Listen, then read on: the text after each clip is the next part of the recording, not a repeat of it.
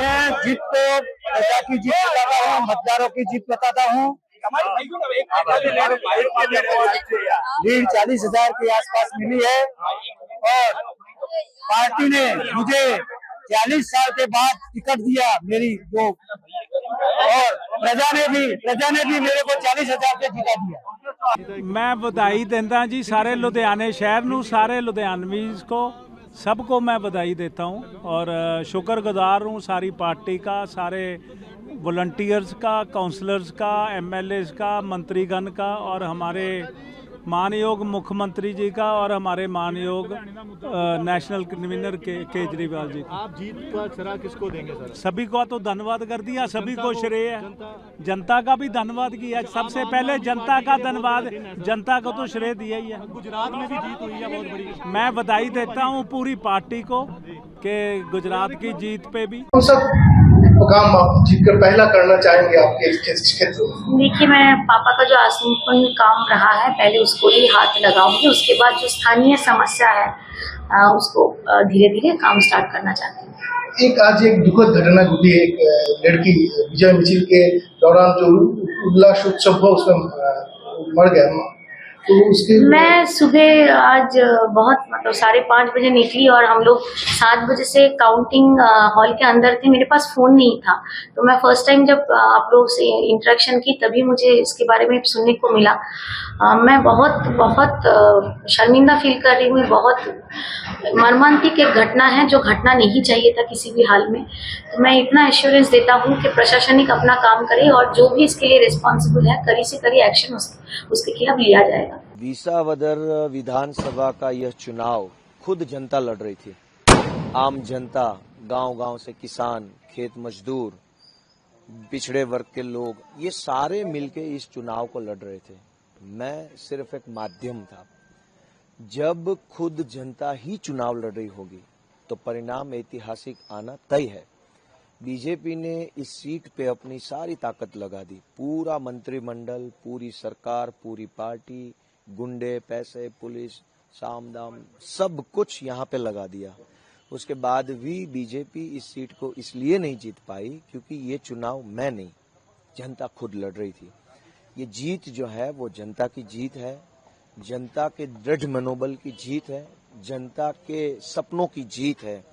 जनता अब गुजरात में बदलाव चाहती है। जब जनता को लगा कि सही पार्टी और सही आदमी है तो जनता ने उपचुनाव में भी आम आदमी पार्टी को जिताया। ये सबसे बड़ी बात है। आमतौर पे पूरे देश में देखा गया है कि उपचुनाव जो है वो रूलिंग पार्टी जीतती है और गुजरात में तो रूलिंग पार्टी इतनी ताकतवर पार्टी मानी जाती है। फिर भी उपचुनाव में अगर जनता ने आम आदमी पार्टी को वोट दिया है तो निश्चित रूप से हम ये मानते हैं कि जनता का भरोसा आम आदमी पार्टी और उसकी लीडरशिप पर है। मैं इस जीत के लिए जनता को बधाई देता हूं और जिन जिन लोगों ने इस चुनाव में डायरेक्टली और इनडायरेक्टली अपना सहयोग दिया है उन सबका मैं आभार व्यक्त करता हूं। पूरे गांव का दौरा किया, 2-3 बार गए, क्या कुछ बदलाव लोग चाहते थे कि किस तरह का अनुभव रहा? जिस तरीके से ओवरवेलमिंगली वोटिंग हुआ है, भारी संख्या में वोटिंग हुआ। उपचुनाव में आमतौर पे वोटिंग परसेंटेज गिर जाते हैं। इस बार ये हुआ कि जनरल इलेक्शन 2022 से ज्यादा वोटिंग हुई। उपचुनाव में वोटिंग का परसेंटेज बढ़ने का मतलब है कि जनता चाहती है कि बदलाव हो और विसावदर वो धरती रही है जहां से सरकारें बदलती है, जहां से सीएम बनते हैं, जहां से इतिहास लिखा जाता है। ये वो धरती है। एक बार फिर विसावदर ने न सिर्फ इस चुनाव के रिजल्ट को बदला है, आगाज किया है इस जनता ने कि गुजरात में बदलाव आ रहा है। अब किस तरह से ले रहे इस विंग को, क्योंकि आपने भी कुछ वादे किए लोगों के प्रश्नों के लिए, अब किस तरह से लेंगे? पहले तो ये जो परिणाम है वो विनम्रता से हम स्वीकार करते हैं कि जनता ने हमारे साथ अपना ताल्लुक जोड़ा है, अपना रिश्ता नाता जोड़ा है, हमसे उम्मीद रखी है। बेशक हम पूरी टीम, हमने जो कहा था यहाँ की जनता को, हमने कहा था कि यहाँ पे इको जोन का जो मुद्दा है, जमीन मापनी जिसको गुजराती में बोलते, वो जो मुद्दा है, सहकारी मंडली का मुद्दा है, यहाँ पे जो एमएसपी पे जो परचेस होता है सरकार का, ग्राउंड नट्स का, सारे जिन मुद्दों पे हमने हमारी बात रखी है उन मुद्दों पे हम कल से ही अपना काम चालू करेंगे। हमारी पूरी टीम आम आदमी पार्टी की यहाँ के किसानों की, खेत मजदूरों की ऋणी है और हम इनके लिए काम करेंगे बेशक। सर साथ बीजेपी के साथ साथ कांग्रेस का भी सफाया हो गया, उनका कैंडिडेट की डिपॉजिट भी गई। अब जो चुनाव 2027 में गुजरात का होगा, क्या फिर से एक बार बीजेपी आम आदमी पार्टी का? देखो आगे की बात तो वक्त बताएगा। आज की तारीख में कांग्रेस को अपने किए की सजा मिली है। हमने बार बार हाथ जोड़े उनसे कहा कि आप लोगों का यहाँ पे कैंडिडेट खड़ा करना नहीं बनता है। हमारा गठबंधन था, हमने गठबंधन में उन 5 सीटों पे बाई इलेक्शन जब हुआ उपचुनाव में कैंडिडेट खड़ा नहीं किया। जब हमारी बारी विसावदर में उपचुनाव की आई तो हमने कांग्रेस से कहा कि आपको यहाँ नहीं खड़ा करना चाहिए, लेकिन वो नहीं माने। वो एरोगेंसी में थे, अहंकार में थे। आज उनका अहंकार जनता ने तोड़ दिया है। हम पहले भी कह रहे थे, हमारे नेता अरविंद केजरीवाल जी, हमारे नेता ईशुदान गढ़वी जी हमेशा से कहते हैं कि अहंकार नहीं करना चाहिए, विनम्र रहना चाहिए। हार मिले चाहे जीत मिले, हमें संयम से अपना काम लेना चाहिए। जनता ने आज कांग्रेस को आईना दिखा दिया है। अब वो आईने में अपनी पार्टी को, खुद को देख ले और आगे इस तरीके से। गोयल ने भी आज इस्तीफा दे दिया। देना ही था। इस चुनाव में जिन जिन लोगों ने जनता की हाय ली है उनको सजा तो ऊपर वाला देने वाला था।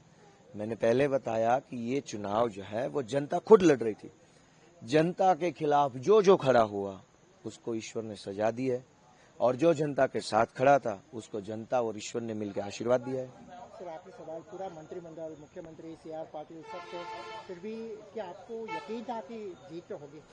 नहीं, जीत जनता की होनी है ना। मैं बार बार यही कह रहा हूँ, ये चुनाव लड़ा ही जनता ने।